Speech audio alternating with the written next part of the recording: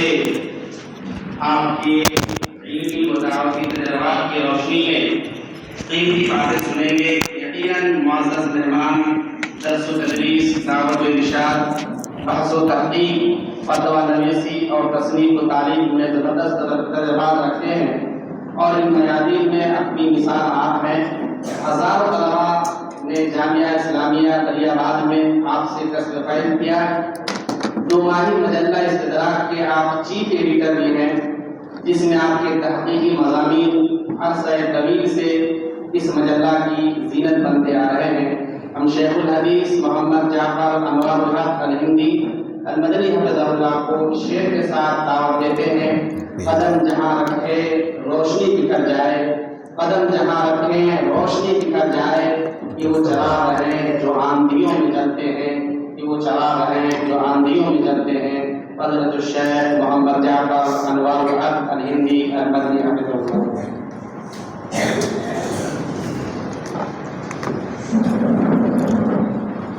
الحمدللہ رب العالمین الرحمن الرحیم مالک یوم الدین واشہد ان لا الہ الا اللہ وحدہ لا شریک لہ واشہد ان محمدا عبدہ ورسولہ اما بعد فإن خیر الحدیث کتاب اللہ وخیر الہدی ہدی محمد صلی اللہ علیہ وسلم وشر الامور محدثاتها وكل محدثة بدعة وكل بدعة ضلالة وكل ضلالة في النار۔ چلو کہ ہم بھی دلوں کی دھڑکن لہو کی گرمی کو بیچ آئیں، عجب تماشے کا شہر وہ گھر اداس رونق دکان پر تھی، دریچے دہلیز خیمہ و بام سب ڈھیر تھے سوکھی لکڑیوں کے، لہو کی دھاروں سے کیسے بجھتی کہ آگ اپنے گمان پر تھی۔ معزز حاضرین، اللہ رب العالمین کا فضل اور اس کا احسان ہے کہ اس نے مجھے آپ کے ساتھ اکٹھا ہونے کی توفیق عطا فرمائی۔ یہ محض اللہ کا کرم اور اس کی منت ہے۔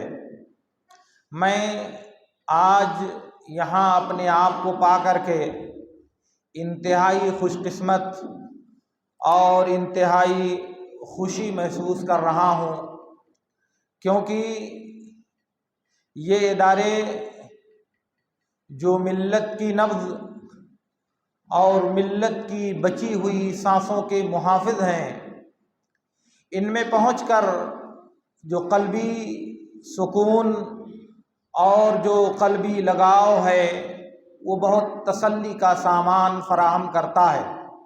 لیکن اس سے آگے بڑھ کر کے میں یہاں بیٹھا ہوں، میرا ذہن 100 سال پیچھے تاریخ کے پردوں پر گردش کرتا ہوا دکھائی دے رہا ہے، اور میں اپنے قلب و جگر کی عجیب سی کیفیت محسوس کرتا ہوں، لیکن میں آپ کو وہاں نہیں لے چلوں گا۔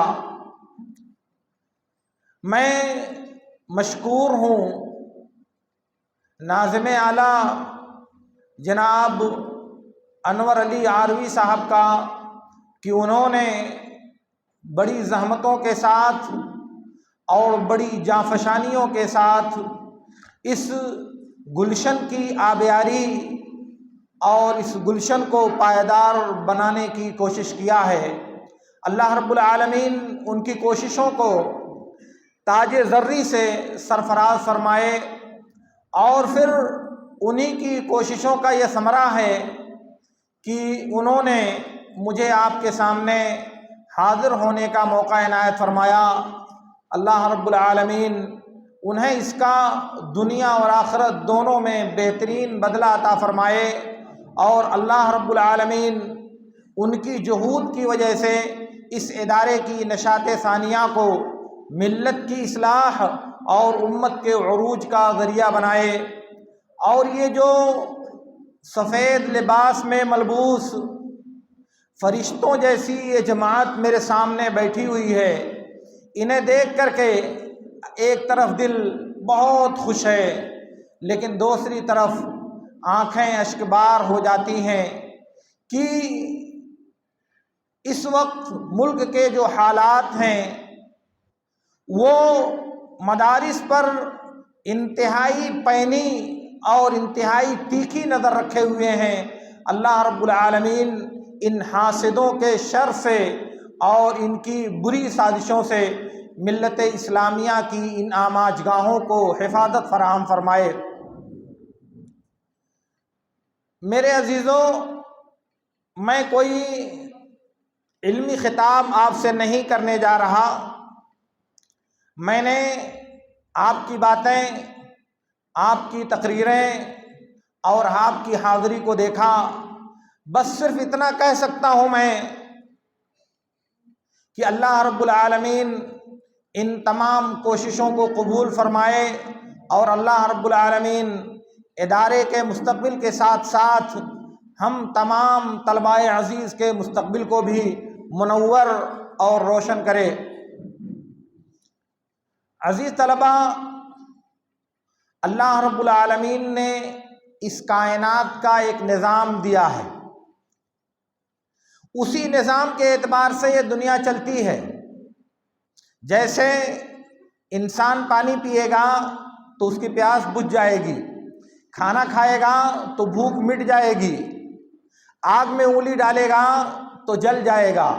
اسی طرح سے اللہ رب العالمین کا ایک قدری اور کونی نظام یہ بھی ہے، وَهَلْ جَزَاءُ الْإِحْسَانِ إِلَّا الْإِحْسَانُ، اچھائی کا بدلہ ہمیشہ اچھائی ہوا کرتا ہے۔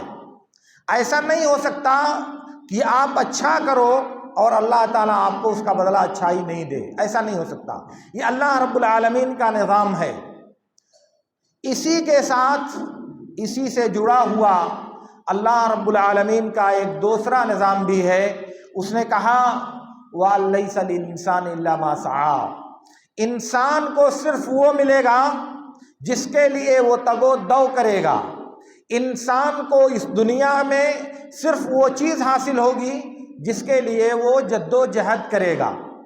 گویا کہ اس دنیا میں کسی انسان کو بغیر مشقت، بغیر محنت، بغیر قد و کاوش، بغیر جانفشانی اور بغیر جانثاری کے کوئی چیز حاصل نہیں ہوتی۔ اس لیے اگر انسان کوئی چیز حاصل کرنا چاہتا ہے، کسی مرتبے پر فائز ہونا چاہتا ہے، کسی جگہ سرخرو ہونا چاہتا ہے، اور دنیا اور آخرت کی کسی بھی فضیلت اور برتری پر متمکن ہونا چاہتا ہے، تو اس کے لیے ضروری ہے کہ وہ کوشش کرے، محنت کرے۔ آپ یہاں حصول علم کی غرض سے جمع ہوئے ہیں، تو آپ کی پہلی ذمہ داری ہے کہ آپ جی جان لگا کر کے اپنے تمام اوقات کو، اپنی زندگی کے تمام لمحات کو پڑھائی لکھائی، حفظ، مطالعہ، مذاکرہ، ان تمام میں مشغول کر کے کوشش کریں، محنت کریں۔ اور جب آپ ایسا کریں گے تو اللہ تعالیٰ کا دوسرا نظام آپ کی رہنمائی اور آپ کی مدد کے لیے آپ کے پاس حاضر ہوگا، اور وہ یہ کہ اللہ رب العالمین آپ کی کوششوں کو کامیابی سے ہمکنار کرے گا۔ اللہ رب العالمین آپ کی جہود کو اپنی عنایتوں کا تاج فراہم کرے گا، یہ اللہ رب العالمین کا وعدہ ہے۔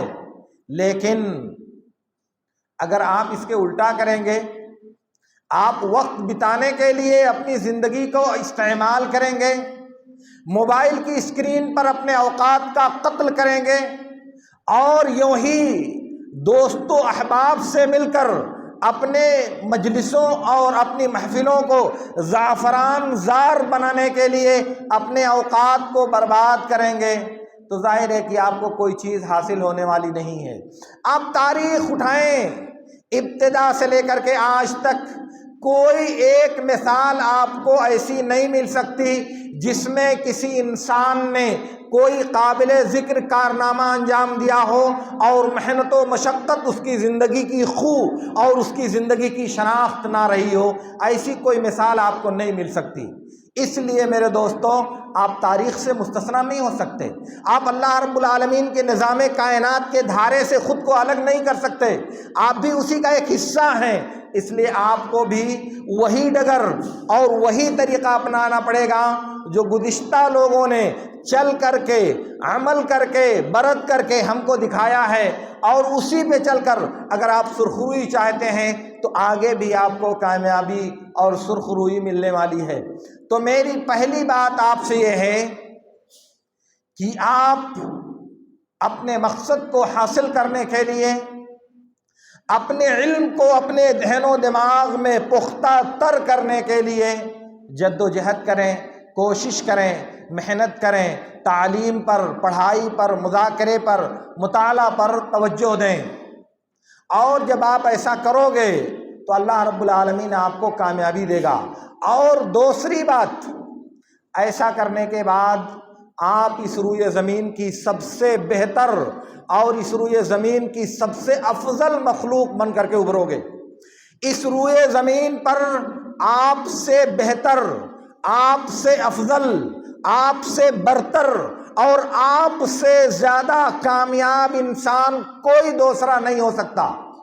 جی ہاں، یہ بات میں آپ سے اس لیے کہہ رہا ہوں کہ اس وقت دنیا میں مادیت کا جو سیلاب آیا ہوا ہے، دنیا پرستی کی جو یلغار آئی ہوئی ہے، دنیا میں ہر شے کو آج منفعت کے میزان پر، مادہ کے میزان پر اور مصلحت کے میزان پر تولا جاتا ہے، اور کہا جاتا ہے ارے یہ مولوی گیری پڑھنے سے کیا حاصل ہوگا، ارے پڑھ لے گا ملا بن جائے گا کیا ہوگا، 10,000 نوکری پر 10,000 تنخواہ پر نوکری کرے گا، اس سے زندگی کیسے کٹے گی۔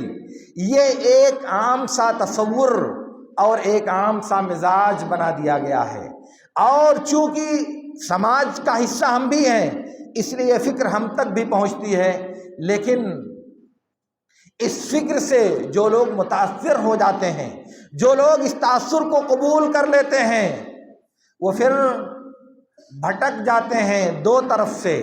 ایک تو اس طرف سے بھٹک جاتے ہیں کہ اللہ رب العالمین کا یہ دین اور اللہ رب العالمین کی طرف سے نازل کردہ یہ شریعت جو آپ سیکھ رہے ہو، اس کا مقابلہ مادیت جیسی حقیر اور ذلیل چیز سے کیا کرتے ہیں۔ ظاہر ہے کہ وہ افضل اور اعلیٰ کو کمتر چیزوں سے تولا نہیں جاتا۔ اور دوسری بات یہ ہے میرے عزیزو، آپ کو اللہ رب العالمین نے منتخب کیا ہے۔ اس کائنات میں ہزاروں اور کروڑوں انسان ہیں جو آپ جیسے دو آنکھوں، دو ہاتھوں اور دو پیروں والوں ہیں۔ آپ ہی جیسی مخلوق وہ بھی ہے جو اربوں کی تعداد میں اس روئے زمین پر بستی ہے، مگر اس راستے کے لیے، اس دینی علم کے لیے، اس معیار اور منہج کے لیے اللہ رب العالمین نے آپ کو چنا ہے، اور بقیہ لوگوں کو اللہ نے توفیق نہیں دیا۔ تو اگر اللہ نے آپ کا انتخاب کیا ہے تو اس انتخاب کو سچا ثابت کرنا کس کی ذمہ داری ہے؟ اس انتخاب کو درست ثابت کرنا یہ کس کے سر فرض بنتا ہے؟ ظاہر ہے کہ یہ ہمارا فرض ہے میرے دوستوں، یہ ہماری ذمہ داری ہے کہ اللہ رب العالمین نے ہمیں جو منتخب کیا ہے اس انتخاب کو درست ثابت کریں۔ آپ کہیں گے انتخاب کیسے؟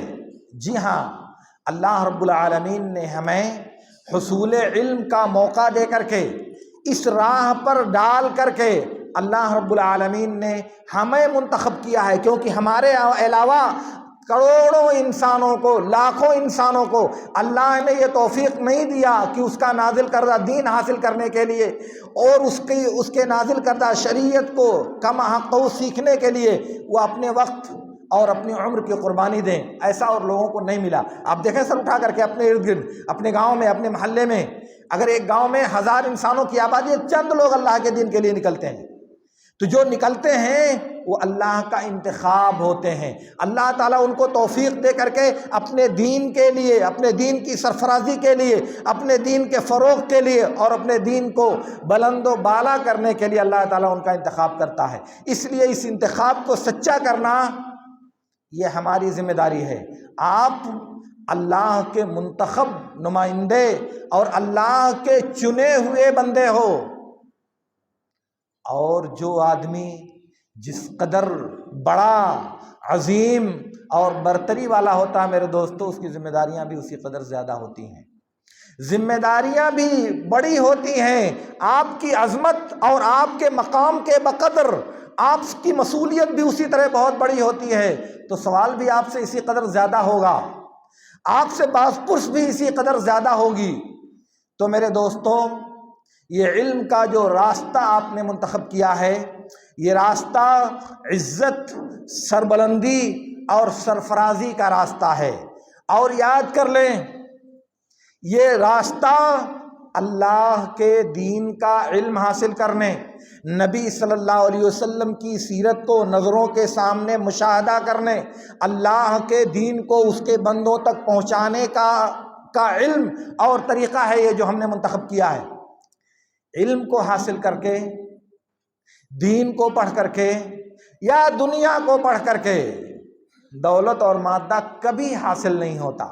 یہ فطور اور بکواس کی بات ہے جو مغربی میڈیا کے پرستاروں نے بنی آدم کے دماغوں پر مسلط کرنے کی ناروا کوشش کیا ہے میرے دوستو، ورنہ سچائی یہ ہے کہ میرے رب نے کہا ہے وَمَا مِن دَابَّةٍ فِي الْأَرْضِ إِلَّا عَلَى اللَّهِ رِزْقُهَا، زمین میں ہر چلنے والی مخلوق کا رزق اللہ کے ذمہ ہے۔ تو اگر دولت اور روزی تعلیم سے حاصل ہوتی تو ارد گرد نظر اٹھاؤ، یہ انگوٹھا چھاپ بے پڑھے انسانوں کو روزی کون دیتا ہے؟ اور یہ ارب پتی اور کھرب پتی جو دستخط کرنے کا ہنر نہیں جانتے ان کو کہاں سے حاصل ہوتا ہے؟ اور یہ ہزاروں ڈگریوں والے بڑی بڑی ڈگریاں لے کر کے چوراہوں، سڑکوں اور گزرگاہوں پر بے دست و پا گھومتے ہوئے کیوں دکھائی دیتے ہیں؟ اس لیے کہ روزی کا تعلق علم سے نہیں ہے میرے دوستوں۔ اللہ رب العالمین، میرے نبی صلی اللہ علیہ وسلم نے کہا، جیسا کہ بخاری اور مسلم کی روایت میں ہے، انسان جب اپنی ماں کے پیٹ میں ہوتا ہے تو 4 چیزیں لکھ دی جاتی ہیں، ان میں سے ایک اس کا رزق بھی ہے، کیا کمائے گا، کیا پائے گا، کیا حاصل کرے گا، یہ آپ کے پیدا ہونے سے پہلے عرش والے نے لکھ دیا ہے۔ اللہ کا لکھا ہوا بدلا جاتا ہے، لا تبدیل لکلمات اللہ، اللہ کی بات کبھی تبدیل نہیں ہوا کرتی۔ تو جب اللہ نے پیدا ہونے سے پہلے لکھ دیا ہے کہ کتنا ملنا ہے، کیا ملنا ہے، اور اس میں کوئی بدلاؤ نہیں ہوتا، تو تعلیم کو حصول زر کا ذریعہ اگر کوئی سمجھتا ہے تو کیا وہ ٹھیک سمجھتا ہے؟ تعلیم کو اگر حصول رزق کا سبب کوئی انسان تصور کرتا ہے تو کیا وہ صحیح تصور کرتا ہے؟ ظاہر ہے کہ نہیں۔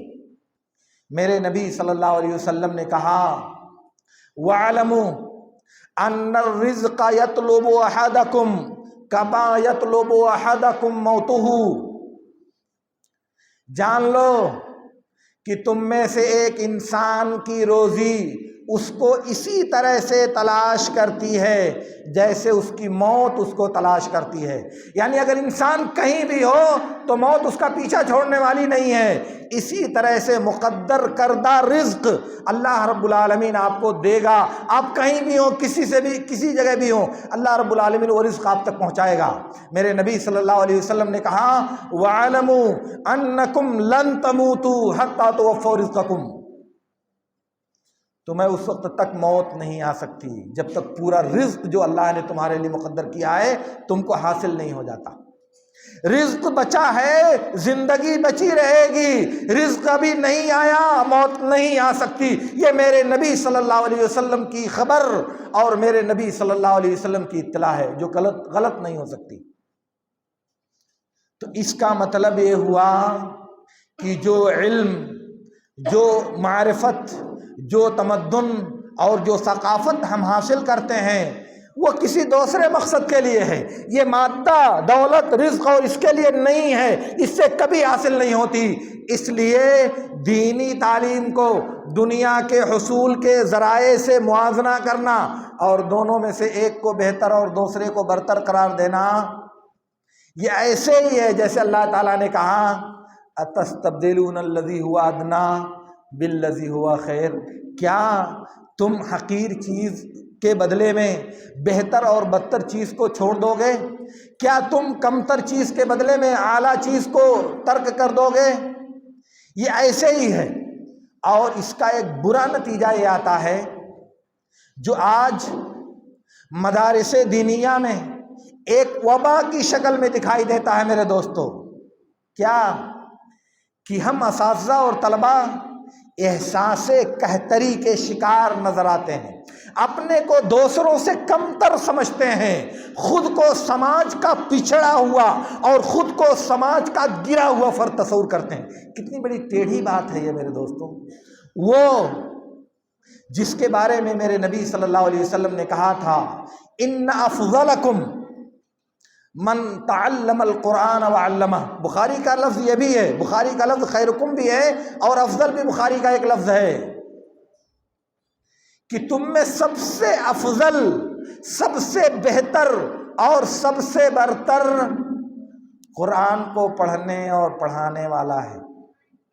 اس سے بہتر اس دنیا میں کوئی مخلوق نہیں ہے، اور بلکہ یہ مخلوق وہ مخلوق ہے جس کے لیے نبی صلی اللہ علیہ وسلم نے کہا فرشتے اس کی راہوں میں اپنے پر بچھاتے ہیں، فرشتے اس چلنے والے دین کے متلاشی کے راستے میں اپنے پر بچھا دیتے ہیں کہ اس پر چلو، تکلیف نہ ہونے پائے۔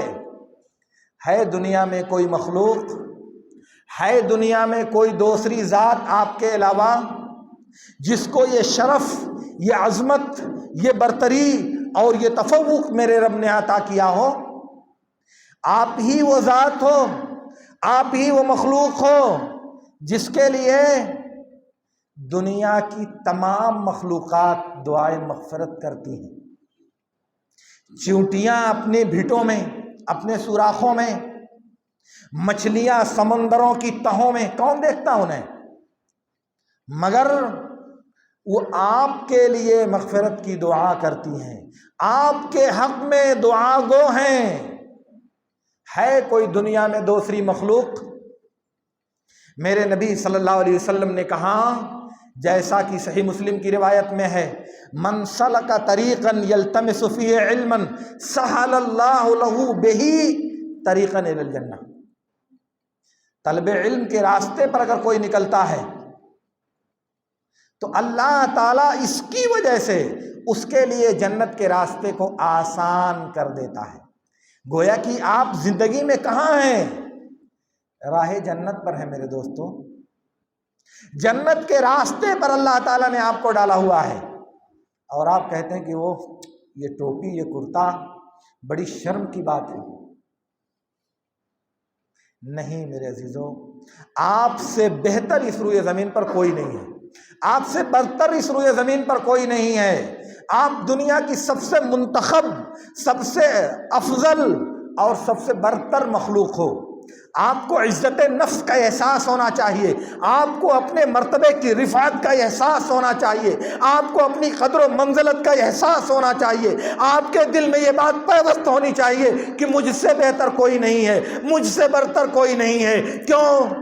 اس لیے کہ میں اللہ کا ہوں، اور جو اللہ کا ہوتا ہے اس سے افضل اس کی مخلوق میں کوئی نہیں ہوتا۔ آپ کو اللہ نے چن کر کے، منتخب کر کے لا کے یہاں ڈالا ہوا ہے، اس لیے نہیں کہ آپ خود کو دوسروں سے کمتر سمجھو، اس لیے نہیں کہ آپ خود کو دوسروں سے حقیر اور ادنا سمجھو، نہیں میرے دوستو۔ تو میں عرض یہ کرنا چاہ رہا تھا کہ اس کائنات میں آپ اللہ کی منتخب کردہ مخلوق ہو، اور آپ اس کائنات کی سب سے افضل مخلوق ہو، اس لیے آپ بہتر ہو، آپ اولا اور اعلیٰ ہو، آپ کے مقابلے میں کوئی نہیں ہے۔ اس لیے ان دنیا داروں سے، مادیت کے رسیا انسانوں سے اور دنیا داری کے سیلاب میں بہہ جانے والے اخلاق و قیم سے محروم انسانوں سے اپنا موازنہ کبھی مت کرو میرے دوستو، کبھی نہیں، کیونکہ نسبت خاک را بعالم پاک، آپ کے گرد پا کے برابر وہ نہیں ہو سکتے۔ اس لیے اس کو سمجھو، اس کو محسوس کرو، اس کو اپنے دل میں پیوست کرنے کی کوشش کرو۔ اس لیے جب آپ برتر ہو، جب آپ اعلیٰ ہو، تو دوسرے تو آپ سے اچھے نہیں ہو سکتے، دوسرے تو آپ کے مقام کو چھو نہیں سکتے، پھر آپ ان کی طرف للچائی ہوئی نظر کیوں ڈالو گے؟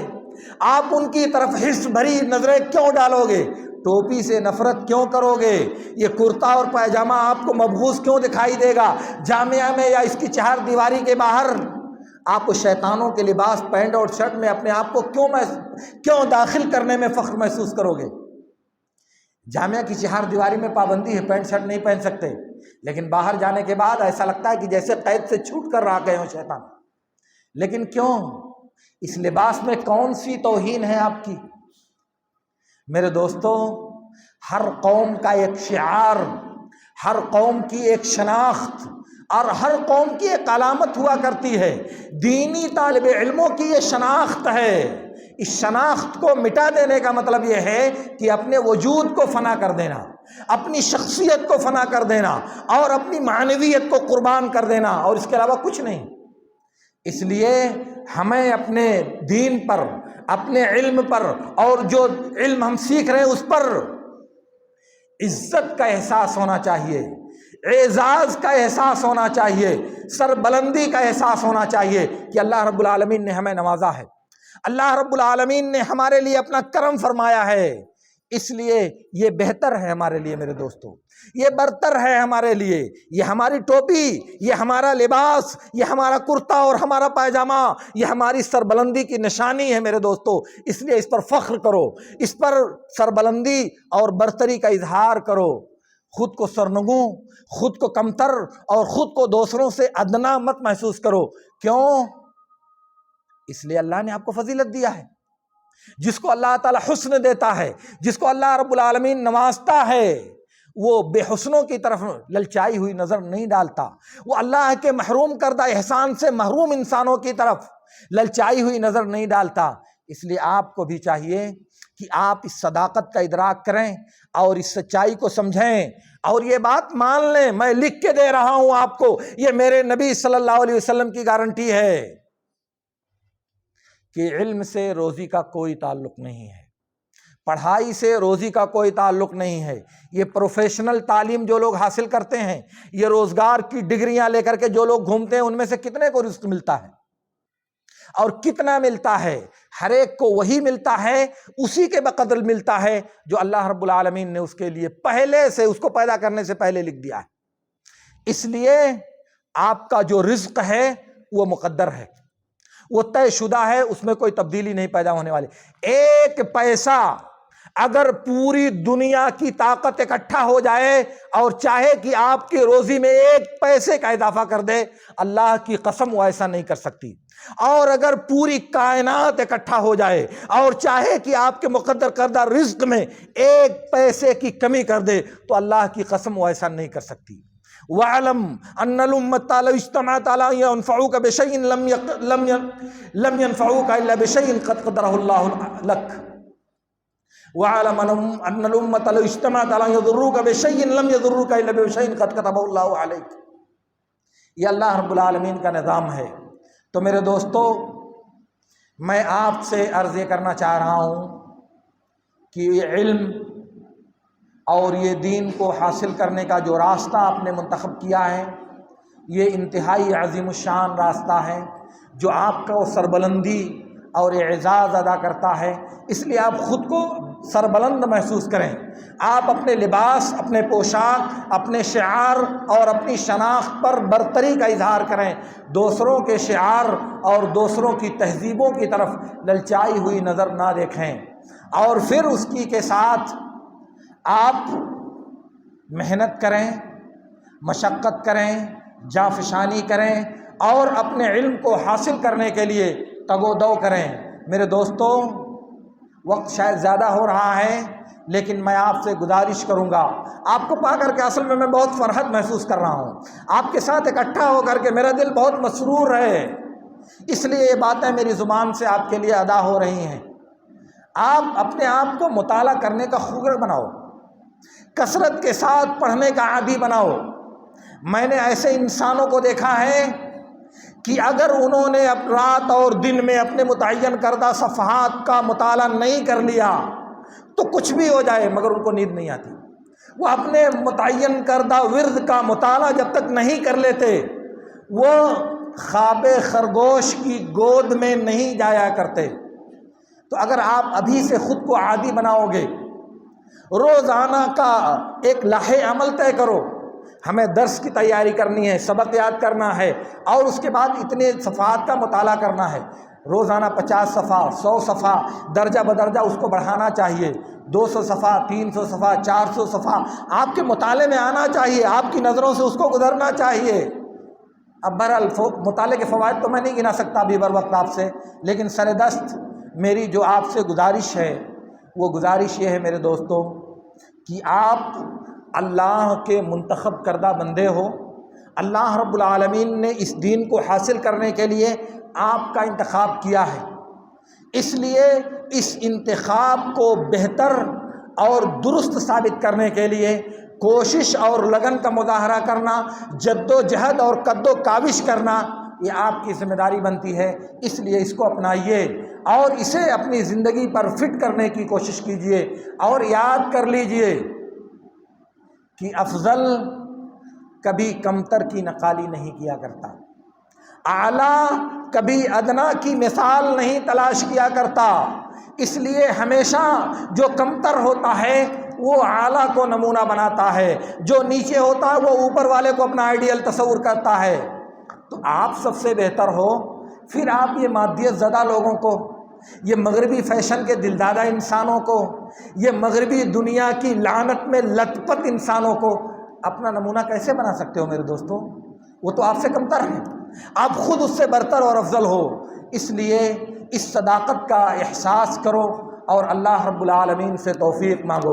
میں بھی اللہ رب العالمین سے دعا کرتا ہوں کہ اللہ رب العالمین ہم سب کو اپنی زندگی کی اس ڈگر پر سرخ روئی سے ہمکنار کرے، اور اللہ رب العالمین ہمیں ان تمام باتوں کو سمجھنے اور ان پر عمل کرنے کی توفیق عطا فرمائے۔ وآخر دعوانا ان الحمد للہ رب العالمین۔ اقول لکم ما تسمعون واستغفر اللہ لی ولکم۔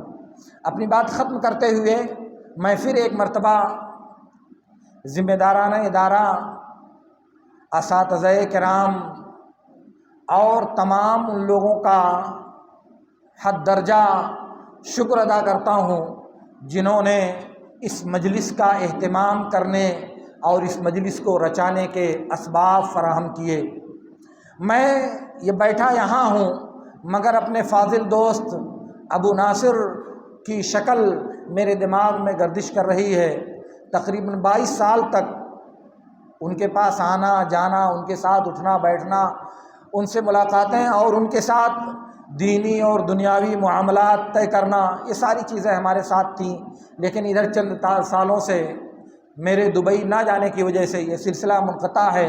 البتہ ٹیلی فون کے ذریعہ یہ رابطہ الحمدللہ بھی قائم ہے۔ تو ان کی جہود کو یہاں اپنی آنکھوں سے دیکھ کر، ان کی کوششوں کا ثمرہ ان کے اپنے لوگوں کے سامنے دیکھ کر کے جو مسرت میں محسوس کر رہا ہوں وہ میں صرف دل ہی میں محسوس کرتا ہوں، شاید اس کی سچی تعبیر کے لیے میرے پاس الفاظ کم پڑ جائیں، لیکن بہرحال آخر میں یہی کہوں گا جیسا کہ میرے نبی صلی اللہ علیہ وسلم نے کہا تھا کہ جب تم میں سے کسی کے ساتھ کوئی آدمی بھلائی کرے تو اس سے کہو جزاکم اللہ تعالی خیرا، یہ سب سے بہتر اور سب سے بلیغ تعریف ہے۔ اس لیے میں بھی یہی بات کہتا ہوں جو نبی صلی اللہ علیہ وسلم نے سکھائی ہے کہ آپ تمام حضرات کو اللہ رب العالمین ان کوششوں کی قبولیت کے ساتھ ساتھ ان جہود اور قربانیوں کا بہترین ثمرہ، بہترین بدلہ اور بہترین اجر عطا فرمائے۔ وآخر دعوانا ان الحمد للہ رب العالمین۔ اقول لکم ما تسمعون واستغفر اللہ لی ولکم۔